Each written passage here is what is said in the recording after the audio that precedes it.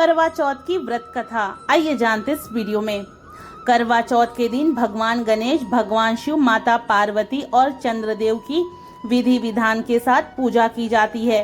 इसके साथ ही करवा चौथ की कथा भी सुनी जाती है।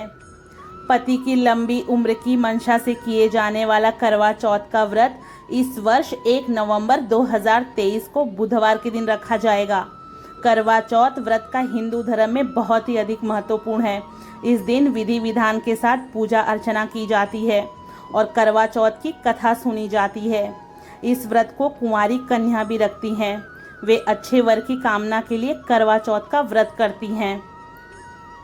करवा चौथ की खास पूजा शाम को चंद्रोदय होने के बाद की जाती है। पूजा और व्रत की विधि विधान के अनुसार करवा चौथ के दिन सुबह उठकर स्नान आदि करके स्वच्छ वस्त्र धारण करें और ईश्वर के सामने हाथ जोड़कर व्रत का संकल्प लें। फिर इस मंत्र का जाप करें। मम शुभ सौभाग्य पुत्र पुत्रादि सुस्थिर श्री प्राप्ते कर्क चतुर्थी व्रतमहम करिष्ये। इसके बाद दोपहर में पूजा की तैयारी करें। वैसे तो आजकल प्रिंट हुए कैलेंडर भी आते हैं। इस रीति को करवा धरना कहा जाता है। शाम को फलक वाले स्थान पर जमीन पर चौक लगाएं। माँ पार्वती और शिव की कोई ऐसी फोटो लकड़ी के आसन पर रखें जिसमें भगवान गणेश माता पार्वती के गोद में बैठे हों।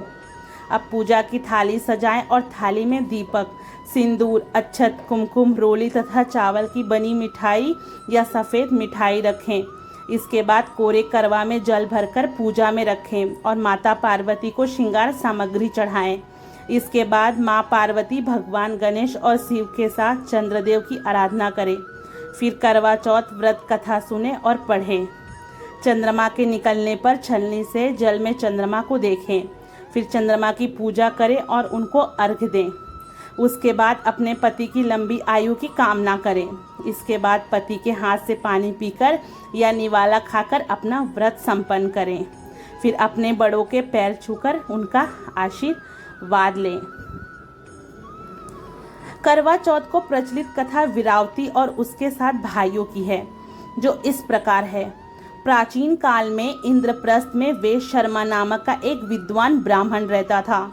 उसकी पत्नी लीलावती से उसके 7 पुत्र और वीरावती नाम की एक पुत्री थी। वीरावती के युवा होने पर उसका विवाह विधि विधान के साथ कर दिया गया। जब कार्तिक कृष्ण चतुर्थी आई तो वीरावती ने अपने भाभियों के साथ बड़े प्रेम से करवा चौथ का व्रत शुरू किया, लेकिन भूख प्यास से वह चंद्रोदय के पूर्व ही बेहोश हो गई।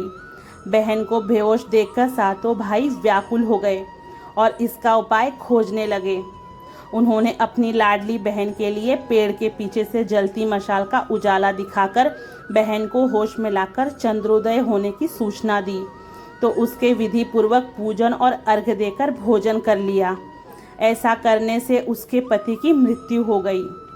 अपने पति के मृत्यु से वीरावती व्याकुल हो उठी और उसने अन्न जल का त्याग कर दिया। उसी रात को इंद्राणी पृथ्वी पर आई और ब्राह्मण पुत्री को उनसे अपने दुख का कारण पूछा। इस पर इंद्राणी ने बताया कि तुमने करवा चौथ पर वास्तविक चंद्रोदय होने से पहले ही अर्घ्य देकर भोजन कर लिया, इसलिए तुम्हारा पति मर गया। अब उसे पुनर्जीवित करने के लिए विधि पूर्वक करवा चौथ का व्रत करो।